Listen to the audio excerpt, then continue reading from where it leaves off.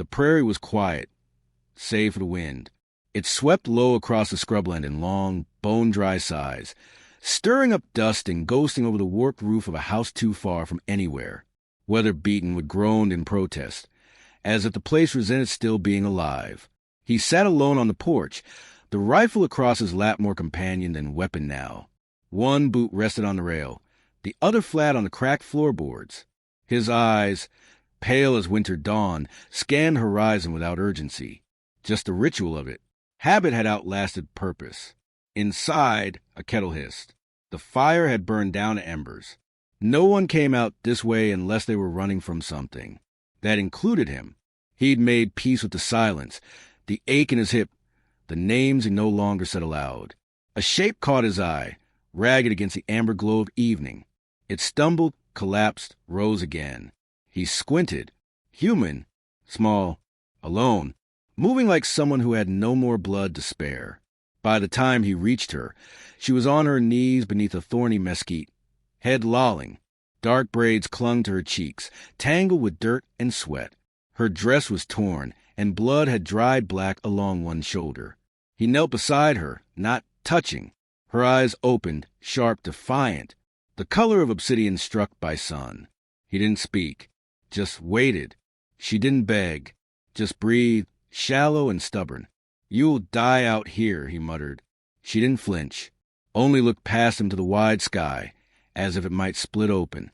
He lifted her gently. She tensed, but didn't fight. Weighed near nothing. His cabin wasn't much, but it had warmth, bandages, food if he stretched it. The desert didn't care about mercy. He did, sometimes, when no one was looking. Inside, he laid her on the cot near the fire. She blinked slowly, the flicker of flames reflected in her eyes. He fetched water, clean cloth, and the last of the whiskey.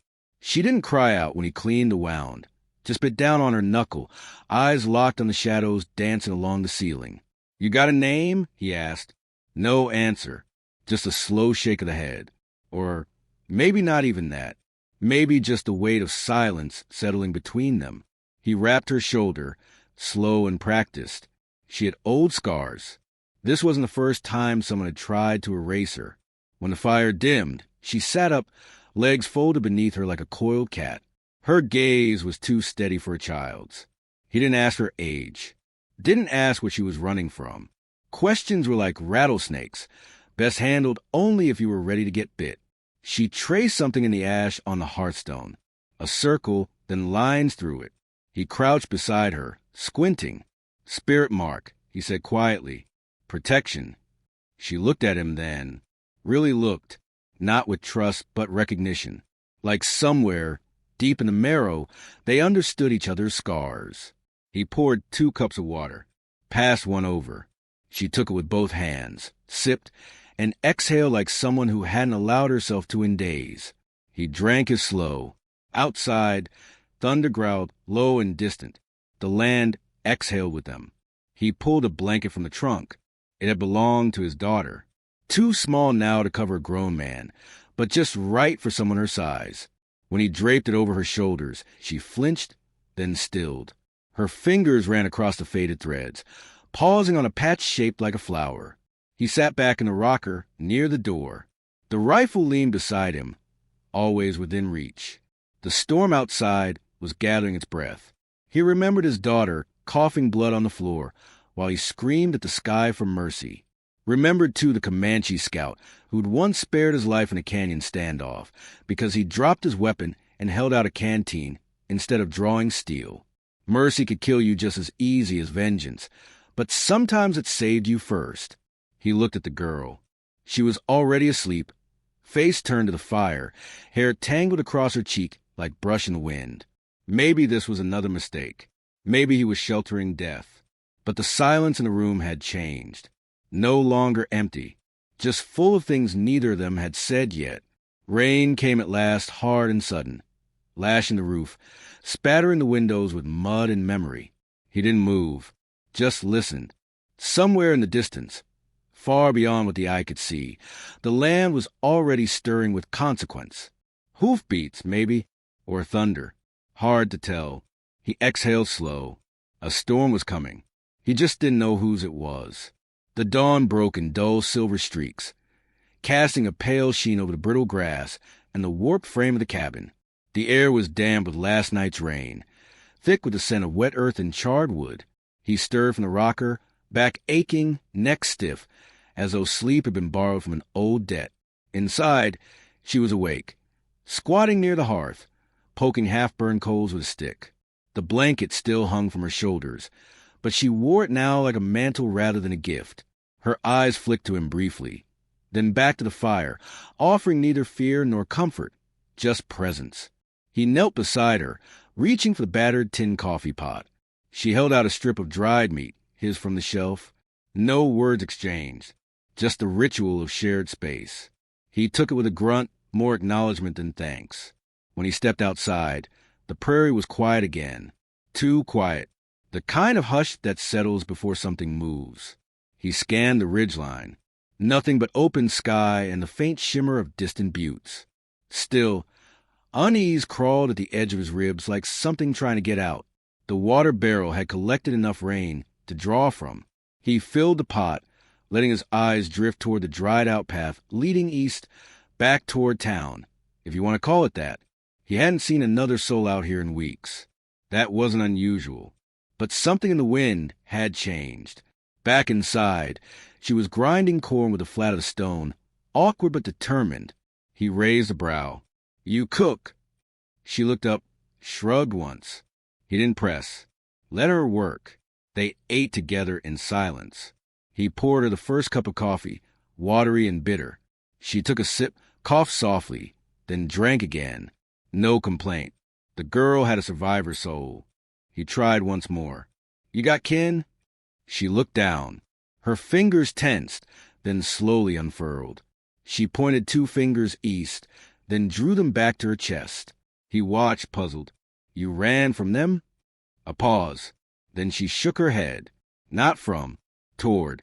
He didn't understand all of it, but the truth was in her eyes. She was seeking something, or someone, and now she was here. Later, while chopping wood near the edge of the trees, he spotted something half buried in the mud. A hoof print, not his horse. Not wild, pressed deep, recent, and heavy with intent. His mouth dried. He scanned again. Nothing moved, but the birds were gone. He returned to the house, slow, deliberate, opened the door. She stood by the window, rigid, her back straight as a rifle barrel. "You saw them," he said. She nodded once, then lifted her hand, palm open, fingers splayed, and slowly folded them inward, one by one, until only her thumb remained pointing toward the earth. "He comes," she signed. A chill worked its way through his spine, colder than the rain had been. He closed the shutters, bolted the door.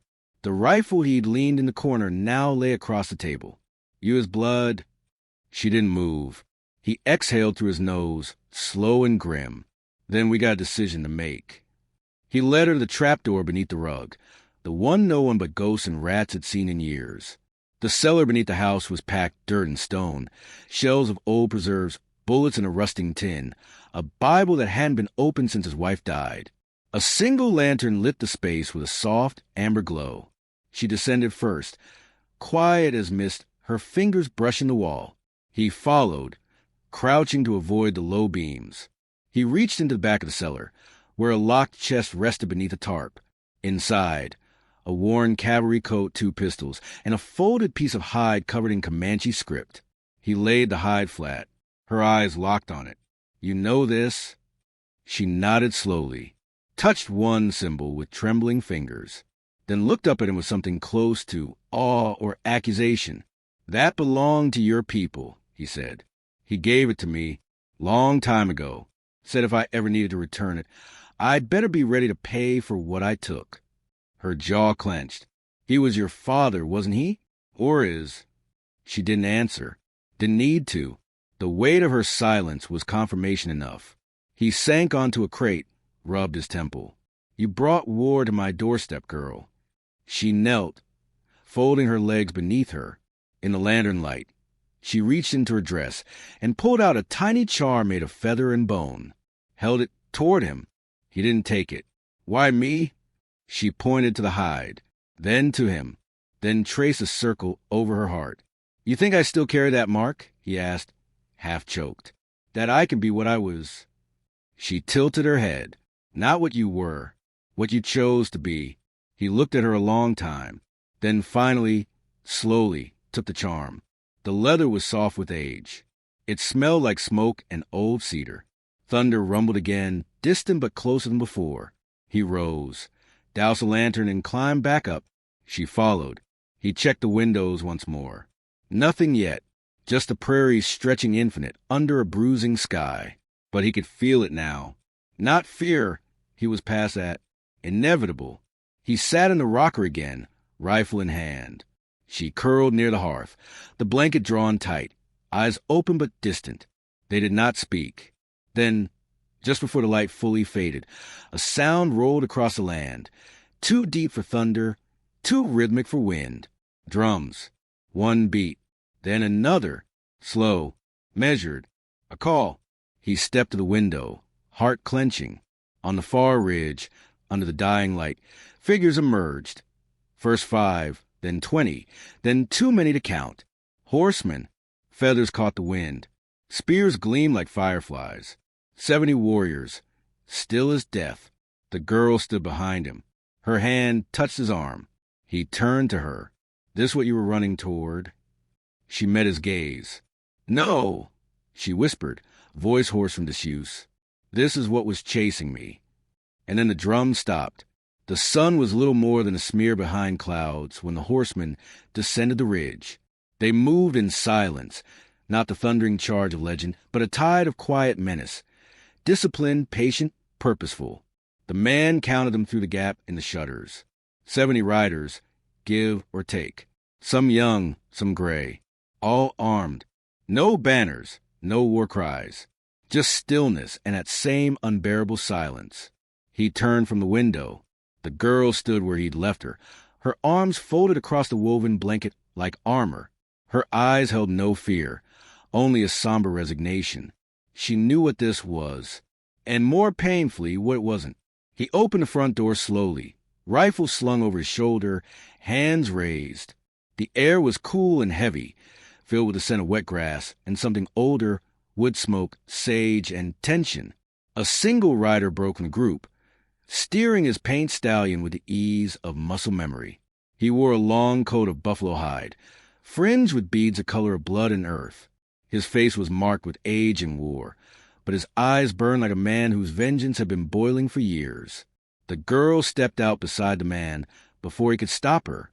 She moved to stand between him and the rider, shoulders square. The wind caught her braid and snapped it like a whip behind her. She signed something with swift, urgent hands, language that moved like water, like fire. The rider's gaze never left her. When she finished, he spoke, his voice low and clear in Comanche. The man didn't understand the words, but he caught the weight of them. Judgment, pain, a kind of grief that had hardened into stone.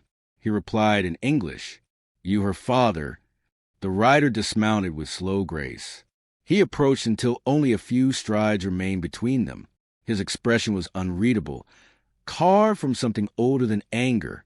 "She crossed into your land," the man said. "She was bleeding. I took her in. That's all." The Comanche studied him in silence, then turned to the girl, said something sharp and fast. She didn't move. The father drew a knife, not fast, not threatening. Ceremonial. Its blade was obsidian, its hilt wrapped in horsehair. "She stays," the man said. "I ain't handing her over." The wind picked up, fluttering dust into the space between them. "She is not yours," the father answered, his English thick but sharp. "No," the man agreed. "But she ain't yours anymore either, not if you came here with 70 spears to punish her." A low murmur rose from the riders behind. Not laughter, not outrage, just breath, collective and uncertain. The father tilted his head. "You speak of mercy. What do you know of it? Enough to know it costs." The knife was still in the chief's hand. The girl stepped forward again, speaking now, not signing, not whispering. Her voice was quiet but unshaken. "He saved me." The words stilled the air. The man's heart kicked once, hard. The father's eyes narrowed. You would speak for him? She nodded. Then, slowly, she walked forward and pressed her palm to the knife blade, letting blood bead where skin met stone. A gasp moved through the gathered warriors like wind in tall grass. The father looked down at her hand, then back at the man. You shelter her, he said. You carry debt. The man met his gaze. I carried worse. The chief gestured toward the open land behind them. There's a right. You will walk it. I'm not one of you. Exactly, the chief said. That's why it matters. They led him east, beyond the cabin, past a broken cottonwood split by lightning years ago. The girl stayed behind, watched him go without tears. The path was narrow, bordered with stones and smoke pots. Comanche elders stood at intervals, silent, watching. Each man bore a paint across his chest, symbols of witness and memory. At the end of the path, a fire burned inside a ring of blackened skulls.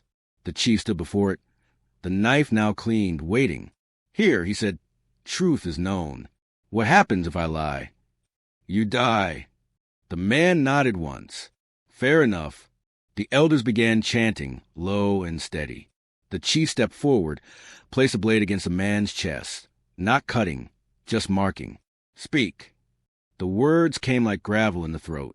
I fought your people. Years back, Texas border. I took a man's life and spared another's. The one I spared gave me this. He lifted the charm, still around his neck, and told me I had a choice. He looked toward the horizon, then back into the fire. I made the wrong one. For a long time. The chief circled him. Why shelter the girl? Because she reminded me what it felt like to lose something worth keeping. The chanting stopped. The air felt thick with judgment. One elder stepped forward, face weathered like old hide. She touched the man's cheek gently with ash-dark fingers, then nodded. She speaks for you. The land does not object. The father stared long and hard, then lowered the knife. She may stay. You may live. But not belong, the man said. The chief's mouth twitched, almost a smile. No one belongs. Not anymore.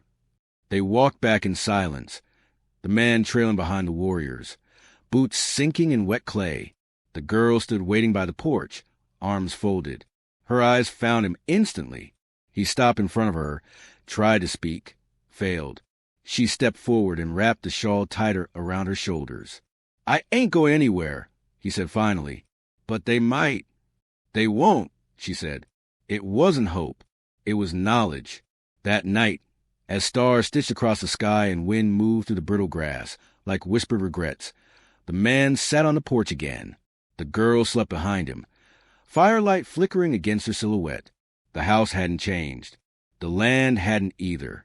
But he had.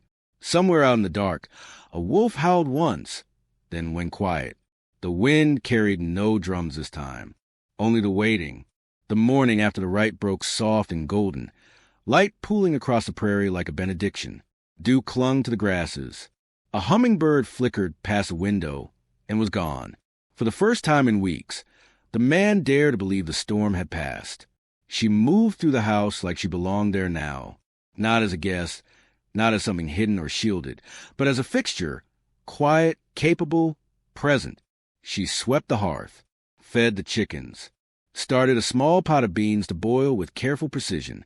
Her face carried the same calm as the sky, but her eyes still glanced east too often. He caught her looking, said nothing. That afternoon, he rode to the ridge to mend a fence line. Just another chore in a long string of them. But on the way back, he spotted movement on the lower trail. 3 men on horses, their coats long and dust-choked, rifles strapped loosely to their saddles. Their hats, shaded eyes that scanned the land like it owed them something. They were from town. He could tell by the way they sat their horses, too confident for this far out. He dismounted before they reached the house. Morning. One called. His grin was thin and false. Heard you've been keeping strange company. The man kept a hand near his holster. Didn't know I had company worth talking about. Another rider snorted. Saw Comanche scouts on the ridge last week. 70 of 'em. Rode in like they owned the place.